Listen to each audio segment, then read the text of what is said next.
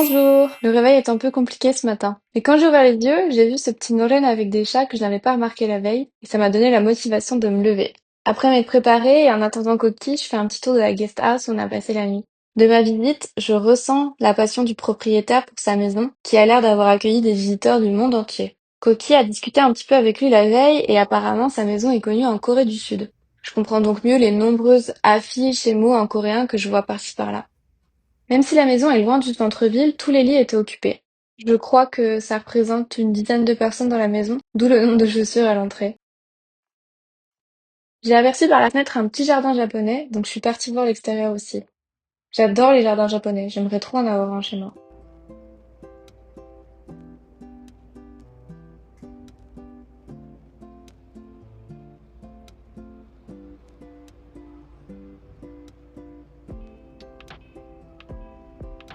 Bon, assez de rêvasserie, il est l'heure de l'exploration de la ville de Fukuoka.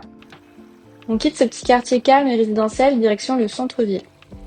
1番乗り場に博多行き電車が到着します。大牟田から博多区お待ちくださ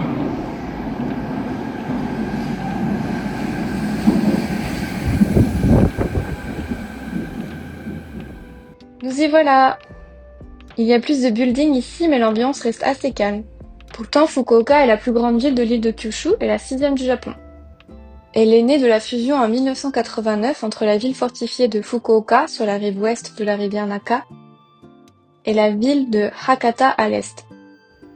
Ils ont choisi de retenir Fukuoka pour renommer toute la ville, mais le nom de Hakata est encore très souvent utilisé. Par exemple, on parle du quartier de Hakata qui est le vieux centre et la gare principale s'appelle via Hakata. La ville est renommée pour son côté chaleureux et accueillant, et aussi pour ses ramen. Et si vous avez suivi nos 2 derniers jours d'aventure à Beppu et Yufuin, vous devinerez facilement que c'est là qu'on se rend, dans un restaurant de ramen. Et plus précisément, accrochez-vous au Hakata Ramen Hakataya Kawabata. Au Japon, il y a souvent une machine à l'entrée des restaurants de ramen pour commander.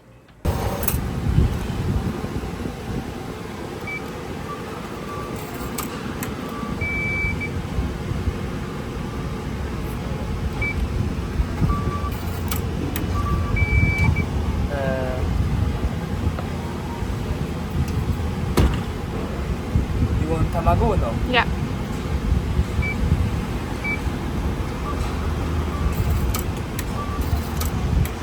And what else? Gyoza. There's no gyoza. Then that's all. You want another ramen? No, it's okay.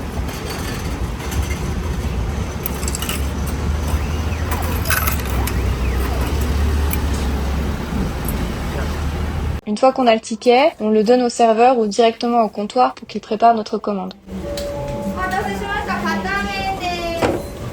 La grande spécialité de ramen à Fukuoka s'appelle le ramen tonkotsu, aussi appelé Hakata Ramen, du nom du quartier historique, et c'est un ramen au bouillon de porc crémeux avec des nouilles fines et fermes. J'ai appris qu'une des particularités locales ici, c'est que quand tu as fini tes nouilles, tu peux en commander une seconde portion à ajouter dans ton bouillon restant, sans recommander un bol complet. Et ça porte un nom, c'est le kaedama. Après ce petit déjeuner/déjeuner, on part directement pour le sanctuaire Shinto appelé Dazaifu Tenmango. L'entrée du sanctuaire se fait en longeant cette rue commerçante qui se termine au niveau de ce tori. Je pense que s'il y a bien un symbole reconnaissable du Japon que vous connaissez sans doute, c'est le tori. Si vous avez suivi la visite de Yufuin, vous avez pu en apercevoir. Mais peut-être que vous vous posez la question de sa signification. C'est l'équivalent d'un portail qu'on trouve à l'entrée des sanctuaires Shinto et qui marque la frontière entre le monde des humains et de celui qu'on appelle les kami, qui sont les esprits et les divinités du shintoïsme. Avant de s'aventurer dans le sanctuaire, on revient un peu sur nos pas pour explorer la rue commerçante. Et on se laisse tenter par une douceur dans le salon de thé de la boutique Kasanoya. On attend sagement notre tour et j'admire le placard à chaussures de l'entrée, je le trouve trop beau. Petit conseil quand vous voyagez au Japon, mettez des chaussures faciles à enlever et à remettre parce que vous pourriez être amené à souvent devoir vous déchausser. Can you open the door for me? Thank you.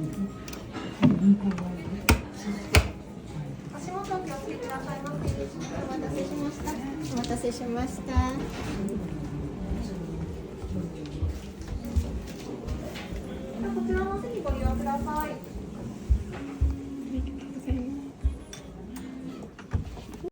Le lieu est magnifique.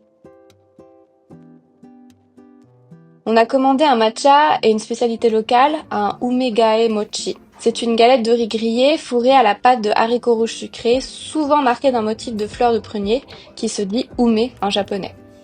La table voisine à la nôtre s'est libérée et ils avaient clairement la meilleure table de tout le salon. Je me sentirais immédiatement libérée de tout mon stress en buvant un matcha à cette table. Après cette charmante pause, on se lance dans l'exploration du sanctuaire. Il n'est pas situé dans la ville de Fukuoka, mais dans celle de Dazaifu, qui est à environ 50 minutes en train. Mais c'est un incontournable de la région. Koki l'avait déjà visité une fois et il m'a dit qu'il fallait vraiment le voir, alors nous y voilà. Le site est entouré de nature, avec un étang et plusieurs ponts symboliques, comme celui sur lequel on est. Il est dédié à Sugawara no Michizane, un érudit et poète du IXe siècle, vénéré comme le dieu des études, de la connaissance et de la littérature. Du coup, c'est un lieu de pèlerinage très populaire pour les étudiants qui viennent y prier pour réussir les examens. D'après ce que j'ai pu lire, il a été construit il y a plus de 1100 ans. Conséquence de cela, vous allez voir que les arbres sur ce site sont tous plus impressionnants les uns que les autres. Je me demande quel âge il a, celui-ci.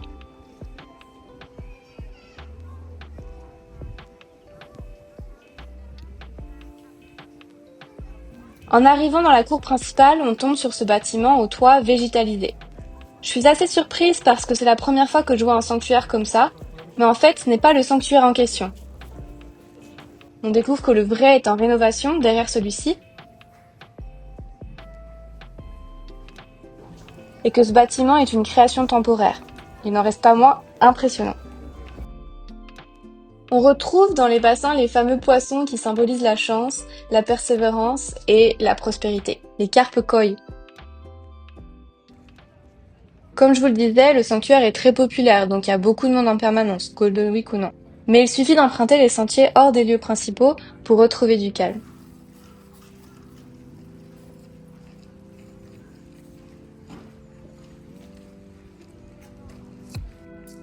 Regardez-moi celui-là, il est si impressionnant.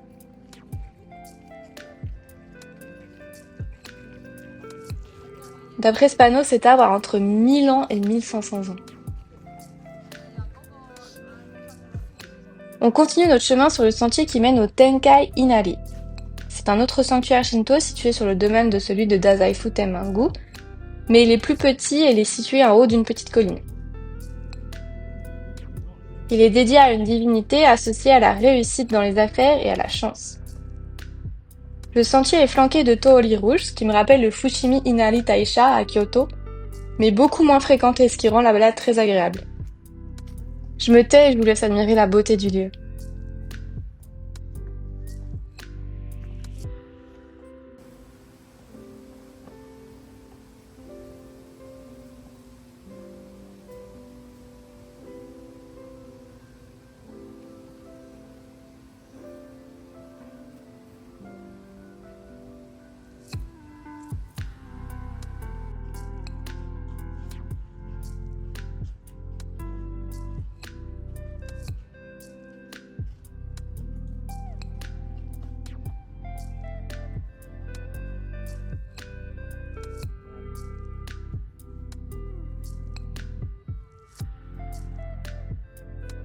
Voici le sanctuaire en question, le Tenkai Inari.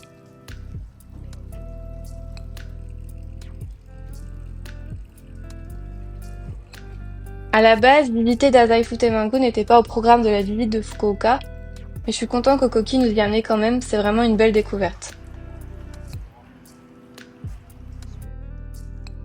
Pour conclure la visite du sanctuaire, on tombe sur un autre monument de la nature. Je ne sais pas si on se rend vraiment compte en vidéo, mais la circonférence de cet arbre était impressionnante. Lui aussi aurait entre 1000 ans et 1500 ans.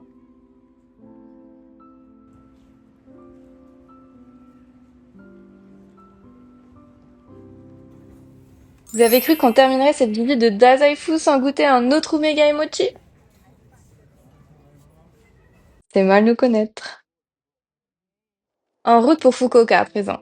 Il nous reste beaucoup de choses à visiter encore. Au programme, le château de Fukuoka, le parc Ohori et dîner avec mon amie Sakura dans un yatai. Je vous expliquerai plus tard ce que c'est.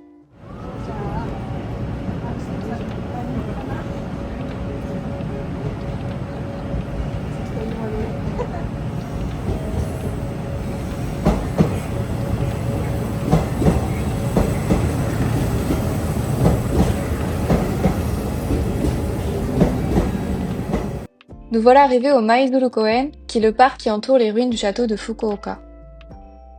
Le château a été construit au début du XVIIe siècle par un seigneur féodal de la région, et s'il ne reste que des ruines aujourd'hui, c'est parce qu'il a été démantelé volontairement pendant la période de modernisation du Japon au XIXe siècle, où le nouveau gouvernement voulait rompre avec le passé féodal et centraliser le pouvoir impérial. Donc il ne reste aujourd'hui que des murailles de pierre, des portes restaurées et quelques tours de guet qui ont été reconstruites. Mais ce qui fait le charme du lieu, c'est que depuis les hauteurs des anciennes fortifications, on a une vue panoramique sur Fukuoka.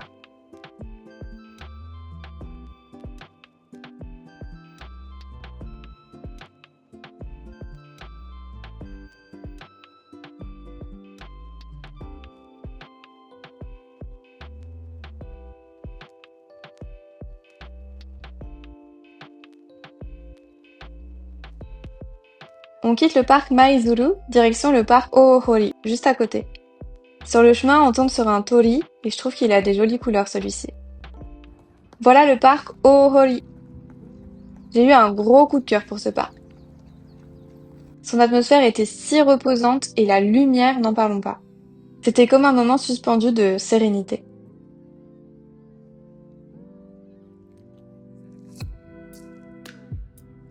J'aime beaucoup Tokyo, et encore plus Kyoto, mais Fukuoka a l'air d'être une ville très agréable à vivre. Tokyo est immense et en permanence active, jour et nuit. Elle concentre 11% de la population japonaise, ce qui peut être fatigant. À titre de comparaison, Paris, c'est 3% de la population française qu'elle concentre. Mais Tokyo sait offrir des endroits naturels vastes et calmes pour se reposer, ce qui me l'a fait préférer largement à Paris qui est si densément peuplé et presque entièrement urbanisé. Kyoto est magnifique, avec un patrimoine historique exceptionnel. L'urbanisme y est très différent de Tokyo, il y a très peu de hauts bâtiments, ce qui permet d'avoir de la perspective sur la nature qui entoure la ville. L'ambiance est plus lente et plus spirituelle. Mais ces dernières années, la ville souffre de surtourisme, ce qui gâche un peu son charme et sa tranquillité.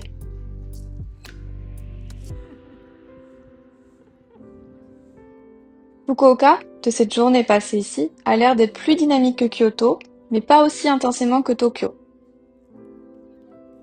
L'atmosphère est détendue et chaleureuse, et apparemment les prix sont souvent moins élevés qu'à Tokyo. J'ai donc l'impression que Fukuoka peut offrir une bonne qualité de vie, mais je laisse les images de ce parc parler d'elles-mêmes.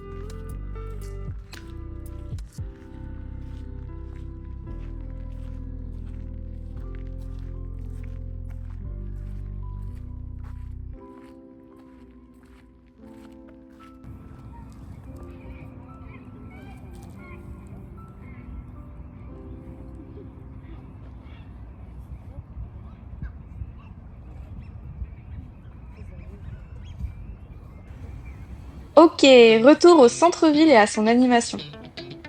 Je vous le disais tout à l'heure, nous avons rendez-vous avec Sakura pour dîner dans un yatai. Un yatai, c'est un petit stand de nourriture en plein air qui sert à la nuit tombée des plats japonais typiques, ramen, gyoza, oden, yakisoba par exemple. Et Fukuoka est la dernière grande ville du Japon connue pour accueillir des yatai sur ses trottoirs au quotidien. Dans notre recherche de celui sur lequel on jettera notre dévolu pour manger, on est tombé sur un yatai tenu par des Français qui s'appelle Chez Rémi. Mais notre dévolu s'est jeté sur celui-ci, le Tenjin Yatai Nakachan.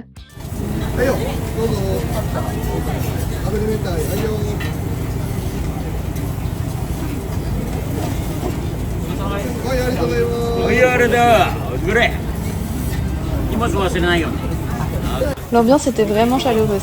Les patrons, tout en cuisinant, trinquaient et buvaient avec les clients. Certains d'entre eux d'ailleurs avaient l'air d'être des habitués.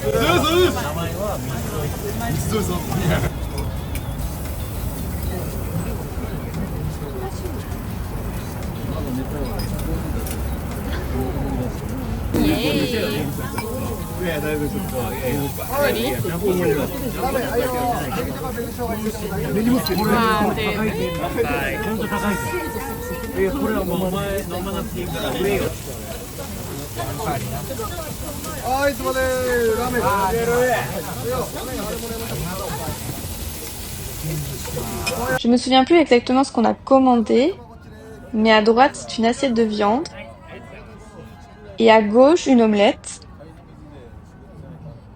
Et ça c'est du daikon mariné. On part à la recherche de notre deuxième yatai parce que l'idée c'était d'en tester plusieurs.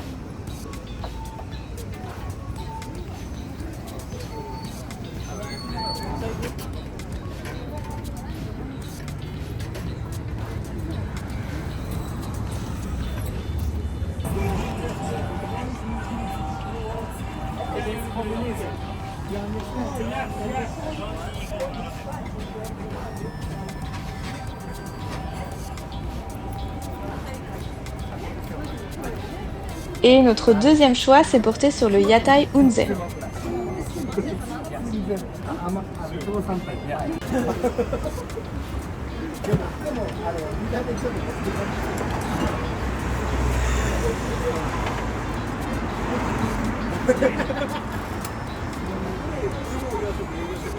Nous avons commandé des gyoza, un de mes plats préférés au Japon, des brochettes de viande grillée et un plat de nouilles sautées qu'on appelle yakisoba. Les yatai où nous sommes allés se situent dans le quartier de Tenjin. C'est l'un des 2 endroits principaux où en trouver à Fukuoka. Si vous souhaitez en savoir plus sur les yatai à Fukuoka, je vous laisse dans la description un lien à ce sujet. Avant de dire au revoir à Sakura, on repasse devant le yatai de chez Rémi par curiosité. It's quite good, nice. Zeppelin escargot. Ratatouille. いろいろ野菜のトマト煮込み。すごいね。Il est temps de dire au revoir à Sakura. À bientôt Sakura, merci pour ton accueil et prends soin de toi. De notre côté, on fait quelques courses pour ce qui nous attend ce soir. Vous vous demandez sûrement quelle est la trouvaille de coquilles aujourd'hui pour économiser sur les coûts d'hébergement. Vous avez bien deviné, on se rend à notre prochaine destination, un bus de nuit. J'ai déjà pris des bus de nuit au Japon, notamment pour faire l'aller-retour Tokyo-Kyoto. Mais je n'en avais jamais vu avec j'appellerais ça des capotes, sur les sièges comme ça. Mais, amis français, avant de vous laisser et d'aller essayer de faire ma nuit, il faut que je vous montre la propreté des aires d'autoroute au Japon. Moi, je suis fan. Rien que pour ça, je suis ok pour prendre des bus de nuit. Regardez, ça brille et en plus c'est des toilettes japonaises. Autre particularité au Japon, ils ont des notices pour tout. Même pour vous expliquer comment mettre un rouleau de papier toilette. Allez, sur ces belles paroles, souhaitez-moi une belle nuit reposante. À demain!